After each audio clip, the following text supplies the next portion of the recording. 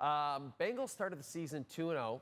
Joe Burrow gets hurt. They go 1-8 in his absence. He returns. They look like Super Bowl contenders out there.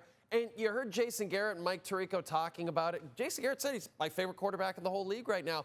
It just changes the attitude of everyone on the team when Joe Burrow's under center. Yeah, it does, Jay. It's pretty wild to watch, but I get it. You know, when you have a superstar that walks in and can play like he does, you do get that feeling of we just need to make, one more play, even on defense. If we can give Joe a shot, he'll get it done, and that can rally everyone.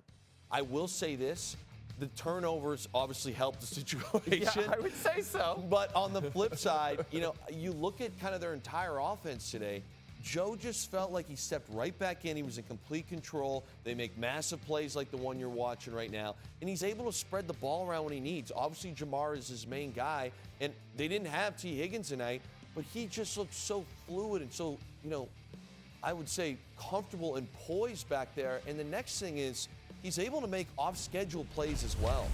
So I'm not sure I'm, buying that this defense is going to be able to stay as turnover happy as they were today for the rest of the year. But it's got to be frustrating if you're a Bengals fan because you see Joe and you're like, wow, this is what we could be. And then you'll have a game where, he's not as sharp as he was tonight and your defense will go 40 points and you just feel like, well. Or he just gets injured again. Or he gets injured. Which is, unfortunately, the most likely scenario at this point. So you'd love him to just stay healthy for a whole season and show everybody. He's Mr. Swag, too, He is. I love when he strolls into the building. He's always got something cool on. Yeah, it's just, but it does. It changes a team's outlook. And then on the other side, you mentioned the 5 turnovers. But the other thing with Lamar is it just looked like he wasn't accurate on Thursday night. It's pretty shocking to watch, and I do wonder if the hamstring is lingering, if there's something else going on here, because he's not running like he used to and, not creating those moments since he's been back. Now, it hasn't been that long, but especially in a game like tonight, kind of a moment where Lamar usually says, okay, I'm going to, be the MVP guy that I am and make a million wild plays that are jaw-dropping. And then you get to the point where he looks really hesitant in the pocket. We talked about this fumble here. And, Jay, you said the throws were just inaccurate. And even this, I said it's a touchdown, but how are we not feeling at that point that there's a guy right in our face? Yeah. That wasn't batted down the line. That was batted down right in front of us. So I'll say this. Obviously, I think he's one of the best players in the league, and he can turn around at the snap of a finger. But something has clearly made him a little uncomfortable these last few weeks. And if the Ravens want to right the ship and have a playoff run, they better get him going very quickly. And now this division it's a chaos theory, right? Because, okay, look at this.